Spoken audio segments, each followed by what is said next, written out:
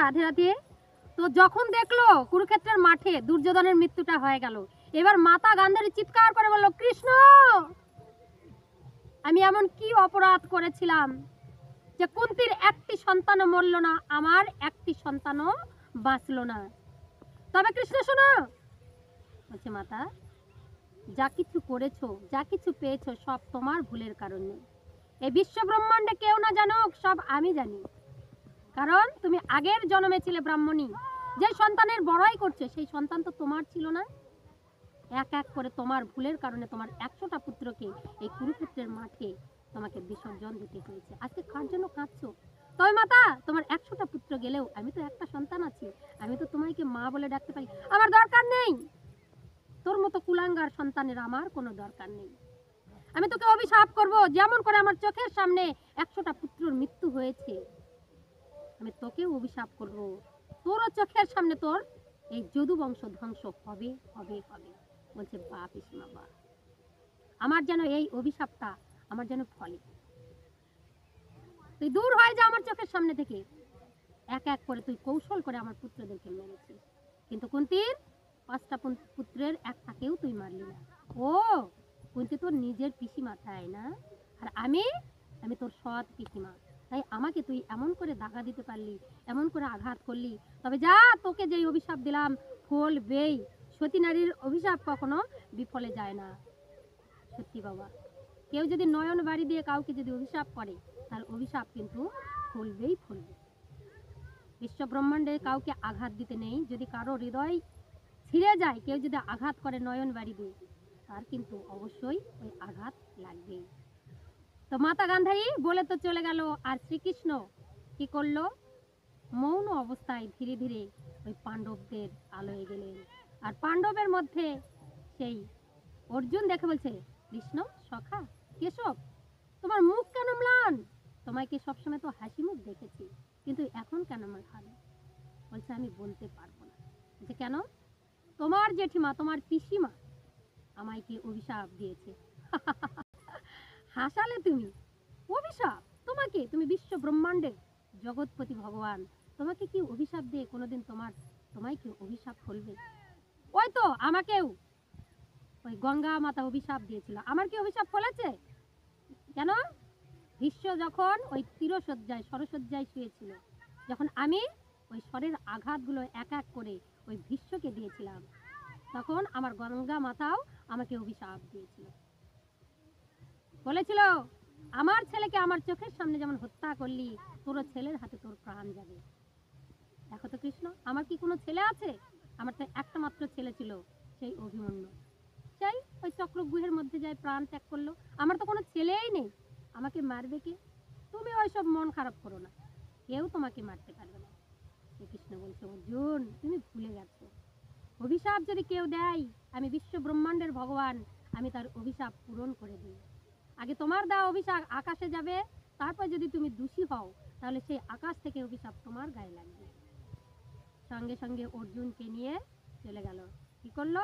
তখনই যুধিষ্ঠির দাদা, ওই যে ধর্মরাজ্য স্থাপন হয়ে গেল, যুধিষ্ঠির অশ্বমেধ যজ্ঞ দেবে। এবার যজ্ঞের ঘোড়াটা যেই না ছেড়েছে, শ্রীকৃষ্ণ বলছে এই সুযোগ। অর্জুন যে যোদ্ধারূপে নিজেকে প্রমাণ করেছে, অহংকার করেছে, এই সুযোগে অর্জুনের মানকে আমার চূর্ণ করে দিতে হবে। তার পুত্রের আঘাতে তার প্রাণ নিয়ে নিতে হবে। এই বিশ্ব ব্রহ্মাণ্ডে অর্জুনের থেকেও যে বড় যোদ্ধা আছে তা প্রমাণ করতে হবে। এবার শ্রীকৃষ্ণ কি করলেন? অশ্বমেধ যজ্ঞটা ছেড়ে দিলেন। আর শ্রীকৃষ্ণ বলছে, অর্জুন এসো, অশ্বমেধ যজ্ঞ, সেই ঘোড়াটা যেদিক যেদিক যায় আমরা সেদিক থেকে ভ্রমণ করব। শ্রীকৃষ্ণ তার অর্জুনের রথের উপর সারথি হয়ে বসে গেলেন, আর অর্জুনকে নিয়ে সাথে চলেছেন। ঘোড়াটা প্রবেশ করেছে সেই মণিমুকুটপুরে, আর মণিমুকুটপুরের দিকেই ছিল অর্জুনের পূর্বের স্ত্রী সেই চিত্রাঙ্গদা। চিত্রাঙ্গদার কথা অর্জুন ভুলে গেছিল, কিন্তু শ্রীকৃষ্ণের সব কিছু মনে আছে। যেন মণিমুকুটপুরে গেল, সঙ্গে সঙ্গে অর্জুন ভাবলো এটা কোথায় এলাম, এই গ্রামটা বড় চেনা চেনা লাগছে। সঙ্গে সঙ্গে শ্রীকৃষ্ণ বলছে, এই গ্রামটাকে তুমি চিনতে পারছো অর্জুন? বলছে মনে হয় কোনোদিন এসেছিলাম। ঠিক আছে চলো। দেখতে দেখতে একটা ছোট্ট ছেলে আর ওই অশ্বমেধের ওই ঘোড়াটাকে ধরে ফেলেছে। অশ্বটাকে যেই না ধরেছে, অর্জুন দেখলো দূর থেকে কে যেন ঘোড়াটাকে বাঁধছে।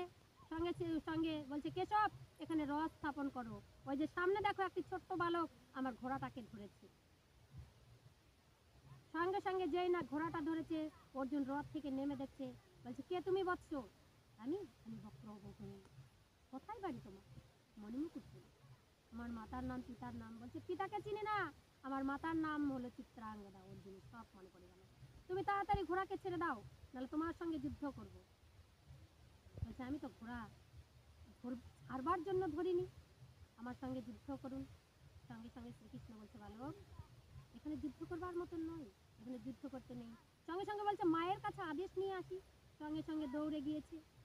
মা মা দেখো আমি কি সুন্দর ঘোড়া পেয়েছি। বলছে বাবা কোথায় পেলে তুই? সঙ্গে সঙ্গে দেখছি চারদিকে, তাকিয়ে দেখছে সাদা একটি ঘোড়া খুব সুন্দরভাবে সাজানো। দেখতে দেখতে এই ঘোড়ার লেজের দিকে ছিল একটি ছোট্ট পিকচার। সেই পিকচারের মধ্যে লেখা আছে পঞ্চ পাণ্ডবের নাম। প্রথম পাণ্ডব যুধিষ্ঠির, দ্বিতীয় পাণ্ডব ভীম, তৃতীয় পাণ্ডব যেই না দেখেছে অর্জুন। চুপ কর, ওই নাম আমার সামনে উচ্চারণ করবি না। বলছে মাতা দ্বিতীয় পাণ্ডব অর্জুনের নাম বলতে তুমি কেন চিৎকার করে উঠলে? কে তবে? এই কি আমার পিতা? সঙ্গে সঙ্গে কিন্তু সেই চিত্রাঙ্গদা অবাক হয়ে গেল। বলছে এ তোর পিতা নয়, তোকে আমি বলতে পারবো না। মাতা আমি অনেকটা বড় হয়েছি, তুমি প্রত্যেকবার বলেছো আমার পিতা নেই পিতা নেই পিতা নেই। আমার পিতা মারা গেছে, তবে তোমার হাতের শাখার সিঁদুর কেন মোছেনি? আজকে তোমাকে বলতেই হবে। সেই সময় উপস্থিত হয়েছে, আমার বয়স এখন 21 বছর। সঙ্গে সঙ্গে চিত্রাঙ্গদা গিয়ে বলছে বাবা তুই অস্ত্র ছেড়ে দে, কারণ যে তৃতীয় পাণ্ডব অর্জুন সেই তোর পিতা। তবে তো মাতা আমি যুদ্ধ করবই। বলছে না বাবা তুই যাই ঘোড়াটাকে দিয়ে প্রণাম করে চলে আয়। যাই না আমার বক্রবহু নয়, ঘোড়াটা দিয়ে বলছে পিতা করে ডেকেছে। বলছে এই কে তুই? বলছে আমি তোমার ছেলে।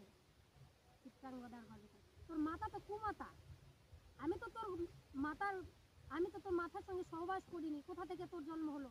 তোর মা নিশ্চয় কুলোটা ছিল। দূর হয়ে যা চোখের সামনে থেকে। যে লাঠি মেরেছে কান্না করতে করতে চিত্রাঙ্গদার চরণে গিয়ে বলছে মা পিতা আমাকে অনেক আশীর্বাদ করেছে। সবার পিতা মাতা হাত দিয়ে মস্তকে হাত দিয়ে আশীর্বাদ করে, আমার পিতা আমাকে লাঠি মেরে আশীর্বাদ করেছে।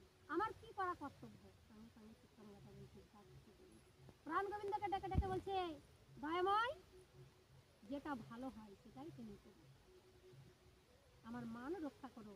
ডান হাত কেটে দিলেও আমার লাগবে, বাম হাত কেটে দিলেও আমার লাগবে, তুমি রক্ষা করো। শ্রীকৃষ্ণ বলছে অর্জুন তোমার এই অহংকারের পতনের সময় এসেছে, আর গঙ্গা মাতার অভিশাপকে ফলবার সেই সময় এসেছে।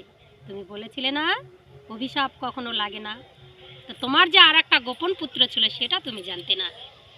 সঙ্গে সঙ্গে বলছে আমি তো অশ্ব ছাড়বই না, তোমার সঙ্গে যুদ্ধ হবে। সকাল হলো, সঙ্গে সঙ্গে সেই অর্জুনের সঙ্গে আর বক্রবহুনের প্রচণ্ড যুদ্ধ। শ্রীকৃষ্ণ দাঁড়িয়ে দাঁড়িয়ে দেখলো। বক্রবহুনকে বললো তুমি ছোট্ট বালক, তুমি চলে যাও তোমার মায়ের কাছে, তুমি আমার সঙ্গে যুদ্ধ করতে পারবে না। এই বিশ্ব ব্রহ্মাণ্ড জানে অর্জুনের মতো মহাবীর আর এখানে কেউ নয়, আমি সর্বশ্রেষ্ঠ বীর, তুমি তো এতটুকু বলো, চলে যাও, দূর হয়ে যাও।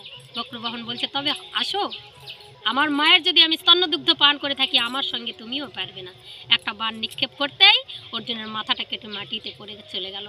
শ্রীকৃষ্ণকে চিৎকার করে ডেকে উঠলো চিত্রাঙ্গদা এ কি করলে প্রভু? তুমি তো সব জানতে, তবে কেন? সঙ্গে সঙ্গে বলছে চিত্রাঙ্গদা তুমি কি চাও? বলছে আমি কিচ্ছু চাই না, তোমার যেটা ভালো সেটার, আমি তো তোমাকে বলেছিলাম সব দিকে তুমি মান রেখো। প্রভু শ্রীকৃষ্ণ বলছে চিত্রাঙ্গদা কোনো ব্যাপার নেই। সঙ্গে সঙ্গে কুমণ্ডল থেকে জল নিয়ে যায় না সেই অর্জুনের মস্তকে ছিটিয়ে দিল। অর্জুন আবার উঠে দাঁড়ালো। চিত্রাঙ্গদা তখন ওই পিতা পুত্রের মিলন করে দিয়ে চিত্রাঙ্গদাকে মিলন করে দিল। আর শ্রীকৃষ্ণ মান রাখলো যে পৃথিবীতে কেউ যদি অভিশাপ দেয় সেটা ফলবেই ফলবেই ফলবেই। জয় শ্রীকৃষ্ণ, রাধে রাধে। আজকের ভিডিওটা আমি এখানেই রাখছি।